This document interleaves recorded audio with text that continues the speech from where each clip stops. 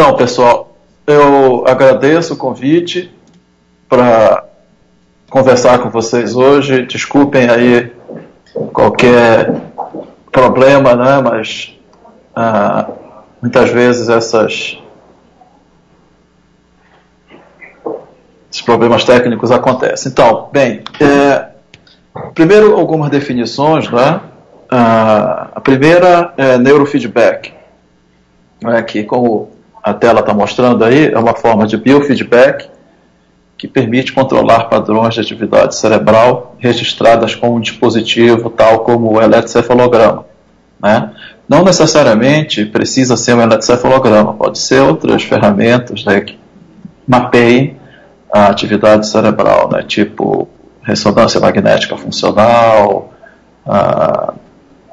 e outras, né? A vantagem do EEG, do eletrocefalograma, é que ele é bastante acessível, inclusive em termos de custo, né? E o pressuposto do neurofeedback, do biofeedback também, é que existe uma relação entre essa atividade cerebral que você registra com o eletrocefalograma e o comportamento, né? De maneira que alterações em uma, né, refletem modificações na outra, ok?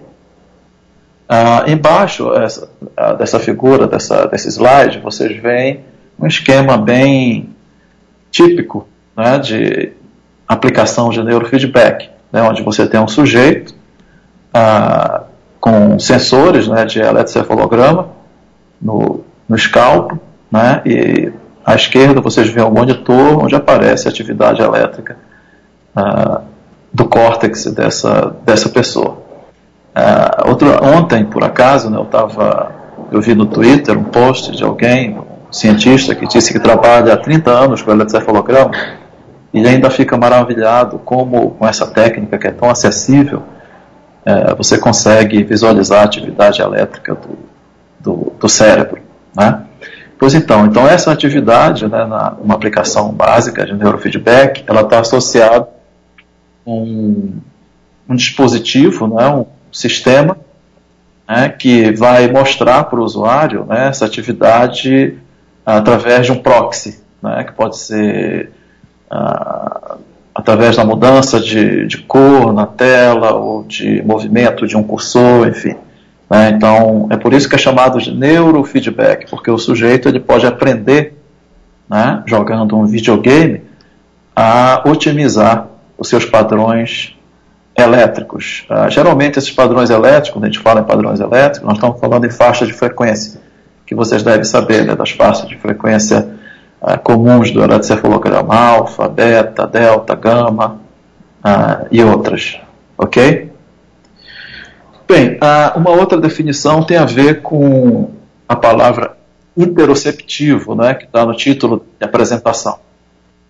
A interocepção está relacionada com a percepção, né, da nossa mente do funcionamento dos nossos órgãos internos ou do nosso meio interno, né? Quando a gente fala de percepção, geralmente a gente tem uma tendência a exteriorizar, né, esse processo de pensar que o que importa para a nossa mente é o que está se passando fora, né? Mas isso é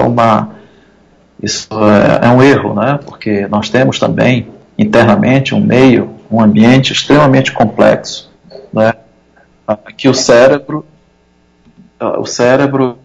ele também percebe, ele toma conta, ok? E isso tem a ver, né, com esses processos mentais que a gente chama de subconsciente. Na verdade, eles fazem a maior parte, né, dos nossos processos mentais. Como vocês podem ver por essa figura, né, que eu tentei passar essa afirmação de maneira metafórica, né? A nossa mente é como um iceberg, né? O consciente é apenas uma pequena parte, né, desses processos que estão passando pela nossa mente todo o tempo. A maior parte é subconsciente, tá? Então, esse subconsciente também tem a ver com os processos interoceptivos, ok? Estão me ouvindo bem? Sim, muito bem, está ótima a imagem também, obrigada. Ok. Essa figura mostra, né, o fio condutor importante dessa conversa entre os processos conscientes da nossa mente e os processos inconscientes representados pelos processos interoceptivos, que é o nervo vago. À esquerda vocês têm um diagrama anatômico, né, mostrando o nervo vago, esse fio amarelo aí, conectando o nosso cérebro com o que a gente chama de vísceras, né? E entre elas vocês têm coração, o trato gastrointestinal, entre outros, né? Geralmente o nervo vago, a gente aprende na escola, né, e principalmente quem fez alguma disciplina da área de fisiologia, a primeira associação que a gente faz no nervo vago é que ele é o canal, né, para o sistema nervoso autônomo implementar o que a gente chama de resposta de luta ou fuga, né? Então a gente tem o sistema nervoso autônomo simpático e o parasimpático como forças antagonistas, né, implementando o comportamento de lutar ou de fugir, né, em situações normais ou anormais de estresse no nosso dia a dia, como está representado aí na direita, né? O nervo vago, ele, por exemplo, quando eu comecei a estudar neurociências há muitos anos atrás, o nervo vago era considerado um ator coadjuvante, bem coadjuvante mesmo, né? Aqueles que quase não falam no filme, nesse processo nesse nosso processos mentais. Isso está mudando, né? Depois de muito tempo, o foco, o nervo vago, ele tem virado centro, né, o foco de atenção em muitas pesquisas, e corre o risco de ele ganhar o próximo Oscar, né? Por exemplo, essa é uma reportagem da revista Science falando sobre um estudo recente, né, sobre a conexão entre o nosso intestino e o cérebro, né, o sistema nervoso central, mediada pelo nervo vago, né? Então essa conexão ela é extremamente importante, porque é no estômago, né, que a gente encontra um dos maiores epitélios sensoriais de contato com o meio externo, né, no nosso corpo, né? Tem o trato gastrointestinal, o epitélio do trato gastrointestinal tem o tamanho de uma quadra de squash, né? E ele tem função sensorial também, e essas informações sensoriais são levadas para o nosso cérebro, nosso sistema nervoso central, através do nervo vago, né? Então, a princípio, né, você pode monitorar, né, essa função, a função do nervo vago, representada aí à esquerda, né, pelos aferentes do trato gastrointestinal, mas também pelos aferentes, né, sensoriais de outras vísceras, como o coração. Você pode monitorar pelo eletrocefalograma, né, como é que eles modulam o padrão, né, de atividade elétrica do nosso córtex, né? Então, a princípio, né, a gente poderia usar essa dinâmica, né, implementada pelo nervo vago para usar como um sinal de neurofeedback, né, como um sistema parecido com aquele que eu mostrei alguns slides atrás, né? Bem, essa figura aqui eu fiz assim de maneira apressada, né, mas eu quis mostrar, colocar um pouco de arte, né, na minha fala e demonstrar que essa conexão, né, do intestino com o nervo vago, ela é importantíssima, né, para vários tipos de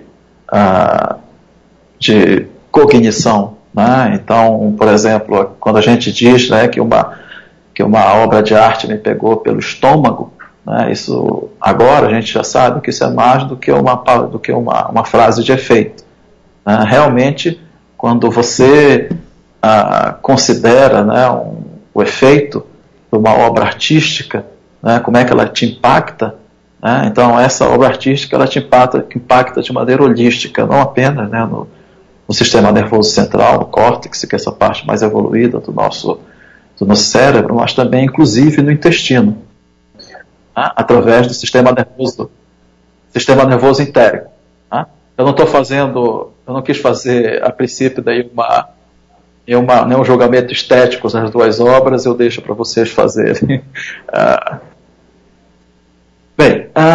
Então, né, essa figura aqui, ela parece um pouco complicada, mas ela, na verdade, é bem simples. O que ela quer mostrar, né, é o papel, né, da interocepção, né, nessa parte aqui de baixo, né, compondo com outros sistemas, né, que trazem informação do ambiente externo, né, e também interno, né, na formação de mente. Okay? Então essa é uma visão holística da mente e particularmente do que a gente chama de teoria da mente, ou a maneira como a gente infere o comportamento de outras pessoas, né, as emoções ou o pensamento, apesar da gente não ter acesso, né, direto ao funcionamento do cérebro dessas pessoas. Essa inferência é feita apenas por uma visão externa, né, com movimentos faciais e movimentos corporais, né? Então essa percepção que a gente chama de teoria da mente, ela depende também, né, tanto da esterocepção, da propriocepção, quanto da interocepção, como eu mencionei há pouco. Né? E por que eu estou falando disso? Porque isso tem a ver com a proposta que eu vou fazer agora no final de um sistema, né, de neurofeedback incorporando, né, não apenas os sinais do eletrocefalograma, mas também sinais interoceptivos. E o caminho para isso, né, esse trabalho que vocês estão vendo aí, que saiu, um trabalho recente, de 2017, mostrando que a sincronização da atividade cerebral, né, interpessoal, ela revela a dinâmica de funcionamento de grupos. Né? Então, quanto mais sincronizado essa atividade cortical revelada pelo eletrocefalograma, né, mais bem sucedida é essa dinâmica de grupo na resolução de um problema, por exemplo. Né? Então, a minha proposta, né, e que eu espero realizar, né, ter resultados brevemente, né, eu estou com um aluno de mestrado que está começando esse projeto, é verificar como é que essa sincronização ela se dá também com relação à dinâmica de processamento de sinais interoceptivos, mostrado aqui, né, nessa figura, nesse diagrama, né, pela junção entre atividade cerebral, né, e atividade interoceptiva, representada aqui pelo coraçãozinho, né, por essa víscera. Né. Então, a proposta, né, é a gente ter uma instalação, um sistema, né, onde a gente possa medir a atividade elétrica de um grupo, né, esses sinais, enquanto eles estão engajados numa tarefa colaborativa, talvez, por exemplo, apreciando uma obra de arte ou fazendo arte. Né? Como é que esses sinais, né, eles estão associados com esse sucesso colaborativo, e pelo neurofeedback, como é que a gente pode melhorar esse padrão de sincronização. Né? Essa é um dos usos, né, do neurofeedback, é a partir, né, do conhecimento e da observação da sua própria, dos seus padrões de atividade elétricos, corticais e interoceptivos, nesse caso, como é que você pode atuar para otimizá-los. Ok? Me ouve? Estou ouvindo agora. A gente precisa que tu vá concluindo, eu acho importante, muito importante colocar o último slide, então... Esse aqui é o último slide para mostrar um paper, né, que teve uma abordagem semelhante, né, onde eles fizeram uma aplicação de neurofeedback coletivo em um ambiente de arte imersivo. Né? Então, se eu entendi bem, eu li há pouco, né, foram centenas de pessoas, né, que utilizaram o neurofeedback para otimizar, né, seus padrões cerebrais durante a interação em um ambiente de arte imersivo. Né? A minha proposta é utilizar sinais interoceptivos também numa situação semelhante a essa. Bem, é isso, eu agradeço e estou aberto para as perguntas agora. Obrigada, Antônio.